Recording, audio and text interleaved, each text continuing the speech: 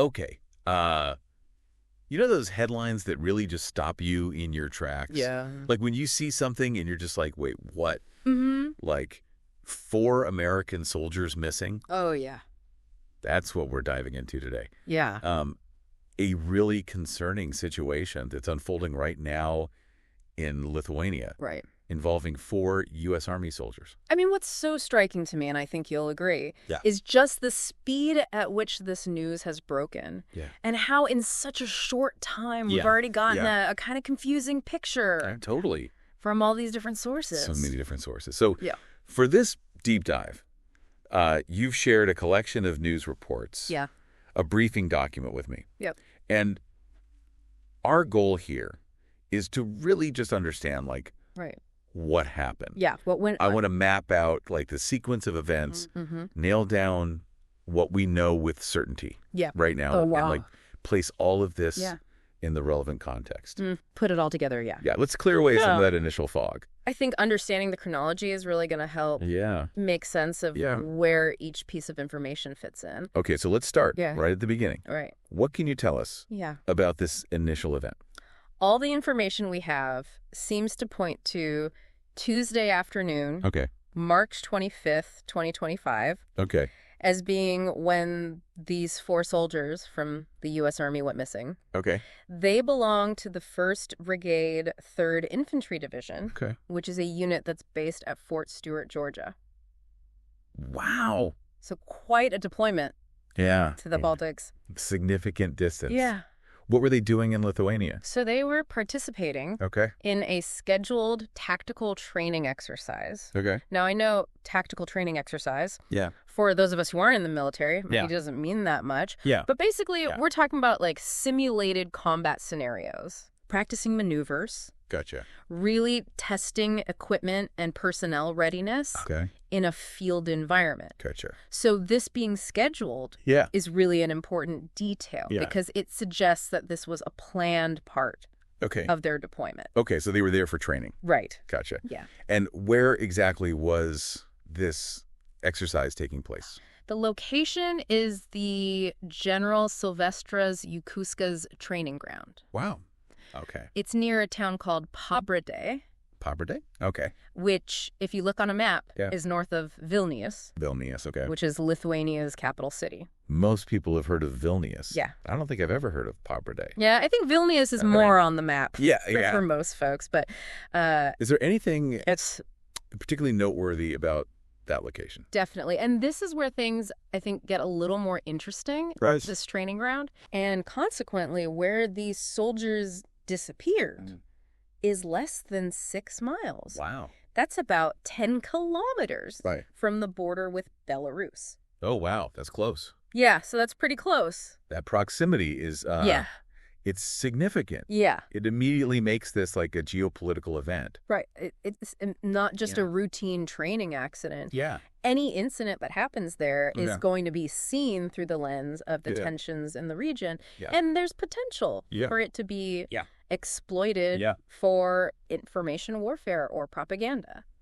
So even just like a routine accident can become like a huge international incident. International incident, And it's worth noting that they were operating an M88 Hercules armored recovery vehicle. Which is not a small vehicle. That's a substantial, powerful piece of military machinery. So we've got a large vehicle. We've got 4 personnel. We're in an active tactical exercise. Right next to a border that's got all these geopolitical sensitivities. Okay. So that really sets the stage. Sets the stage. What happened after they went missing? The following day, Wednesday, March 26th, search operations commenced. And this was a collaborative effort from the get-go involving the U.S. Army, the Lithuanian Armed Forces, and other Lithuanian authorities. And the fact that they deployed air assets, including helicopters, right away signals to me the level of concern that they had initially. This is serious. And it wasn't long before they located something. They discovered the M88 Hercules armored recovery vehicle submerged in a body of water within the training area. All of our sources corroborate this detail. So that's confirmed. Yeah. The vehicle is in the water. Is in the water, yeah. That's concerning. Yeah. On its own. Yeah. Yeah. And adding to that anxiety. Yeah. Was the initial report. Yeah, tell us about that. Right. Because that's where the information. Yeah, this is where really confusing. The conflicting information comes in. Yeah. And this is a really critical part of this story. Okay. NATO Secretary General Mark Rutte, speaking in Warsaw, stated that the 4 soldiers had died. Oh. He even offered condolences to the families. That's a huge statement. Yeah, coming from someone so high-ranking. Yeah, you would think. Yeah, you'd think. That would be. It's ironclad. Yeah. Like, that's it. Yeah, yeah.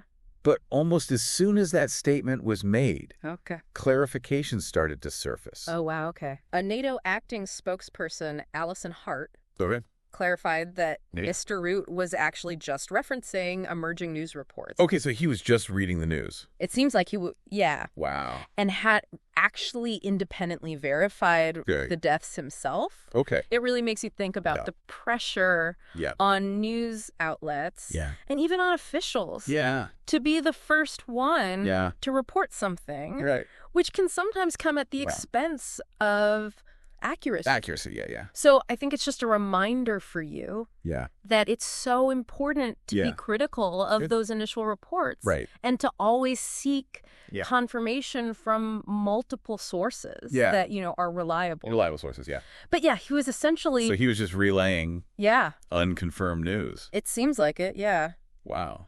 But then, even more than that, the Lithuanian army issued a statement saying that there was no evidence or information confirming the death of the troops.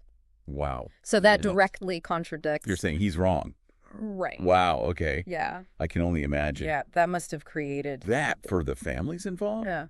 Must have been just awful. Just a maelstrom of uncertainty and anxiety. Yeah. And to make matters worse... Yeah. We also got a statement from a U.S. official who was speaking anonymously. Okay. And they did confirm that a training accident had occurred. Okay. But they declined to comment on the condition of the soldiers. So they're not saying they're alive. Right. They're not saying they're dead. Saying anything. Which suggests that even within the U.S. military, the situation was either unclear or they were being very careful about what information they were releasing.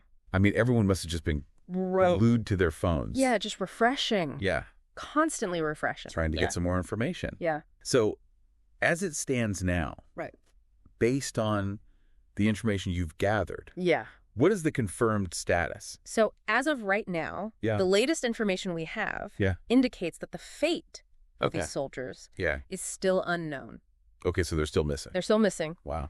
The search is ongoing. Okay. And I think this just really highlights, you know how breaking news is so dynamic and how vital it is to verify information. Yeah, verify.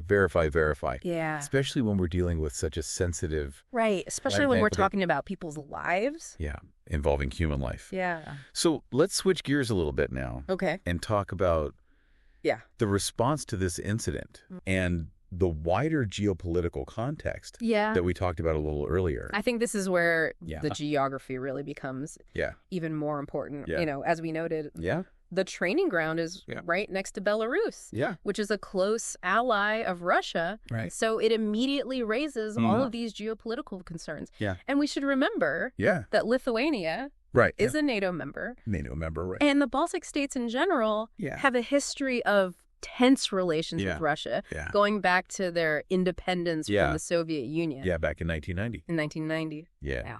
And those tensions have only increased. Right, and they've really... In recent years, right. Yeah, Russia's invasion of Ukraine in 2022 really just exacerbated those existing tensions. Well, it's like poured gasoline on a fire in Lithuania. Under President Gitanas Nausėda. Right. Has been a very vocal. Yeah, he's been very vocal. And strong supporter. Yeah, a strong supporter. Of Ukraine. Yeah. So any military activity in this region is going to have this added... It carries a lot of weight. Geopolitical weight to it. Yeah. It's not just it's not routine exercise. Some isolated event. It's happening in this region. And a very sensitive region. Not all these sensitivities. Yeah. Okay, so So in terms of the immediate response? Yeah. What has the response been? LT Gen. Charles Costanza, okay, who's the commanding general of V Corps. Okay. He publicly thanked the Lithuanian Armed Forces and the first responders for their help in the search. Okay. And he emphasized the importance of the partnership between the United States and Lithuania. Okay. Which is, standard protocol in these situations. Right. It's highlighting, the alliance between the two countries. Yeah, yeah. But it is a demonstration of solidarity and cooperation. Yeah. During a tough time. Yeah. And the Lithuanian defense minister. Right. And the Lithuanian defense minister, Dovilė Kalnienė, said that people are working around the clock. Okay. And are ready to provide emergency medical support. So they're ready. Yeah, they're ready. For whatever happens. Right. And it's important to remember that there is a U.S. military presence. Should also remember that there's over 1,000 American troops stationed in Lithuania on a rotational basis. So there's a constant presence. Yeah, there's a constant U.S. troops there. Presence of U.S. troops. Yeah. Yeah. Okay, so while the search continues... What are they actually doing? So recovery operations for that submerged vehicle are underway. Okay. Which I imagine is a pretty complex thing to do, given the size of that vehicle. Like pulling a car out of a lake? Yeah, and the fact that it's underwater. Yeah. It's a big operation. Yeah. But they're also searching for the soldiers. Okay. And that's involving both Lithuanian and foreign troops, as well as helicopters, to cover a wider search area. And for the families. Yeah, the families. Of these soldiers. Yeah. I mean... It's got to be. It's got to be. It's so hard for them right now. Yeah. Yeah. What do we know about how... So the 3rd Infantry Division, which is the soldiers' parent unit, is reportedly maintaining close contact with the families and providing updates as they become available. So at least they're being kept. Yeah, they're trying to... In the loop. Yeah, as much as possible. Doing what they can. So it seems like we've got a really complex situation here. Yeah, this is a complex situation. With both these, immediate concern. Right, with the immediate concern. For soldiers. For the soldiers' well-being. Yeah. But also broader implications. Yeah, for geopolitics. For the region, And that location. Right, and that location. Next to the Belarus border. Yeah. Is a big deal. It's just a huge factor. As we're coming to a close here. Yeah. On this part of our deep dive. Okay. Can you just summarize the key takeaways? So the key takeaways here are that we have 4 U.S. Army soldiers who are missing in Lithuania. Okay. They were participating in a scheduled tactical training exercise. Okay. Their M88 Hercules armored recovery vehicle was found submerged in water. Okay. We had that initial report. Yeah. From the NATO Secretary General. Suggesting they had died. Right. But those reports were walked back pretty quickly. Yeah. And so, as of now, both NATO and the Lithuanian military have stated that their fate is unconfirmed. So it's still a very uncertain situation. And, the search is continuing. Right. But it's all happening in this region. Yeah. With all of these geopolitical sensitivity. Geopolitical baggage. Yeah. So, it's a developing story. Yeah. There's so much we don't know yet. A lot more, I'm sure. It really does make you think, though. It does. About the inherent risks that come with military training. Right. Especially when it's in an unfamiliar environment. It's somewhere you don't know. And then you add on top of that. Yeah, and then you add... The fact that this is happening... The geopolitical... In a place that already has... Tensions, all these geopolitical tensions. Yeah. And then... And then the speed. Like the cherry on top. Yeah. Is how fast information... Spreads now. And how easy. Yeah, and how easy. It is. To misinterpret things. Even at the highest levels. Yeah, even at the highest levels. So for you, the listener out there. Yeah, for you listening. Think about what we've been talking about today. Yeah, think about... These military training exercises. It's international. Yeah. International. Military training exercises. That are happening in places that already have. That have these... Existing tensions. And think about how fast... And think about information spreads now. The information environment. Yeah, the information environment. And how easy it is for things to be misinterpreted. Easily misinterpreted. This incident. Yeah, what does this incident underscore for you? Yeah, what does it highlight? About the challenges and all of that. Yeah, it's really something to think about. Yeah, it's really something to think about. Thanks for joining us. Yeah, thanks for listening.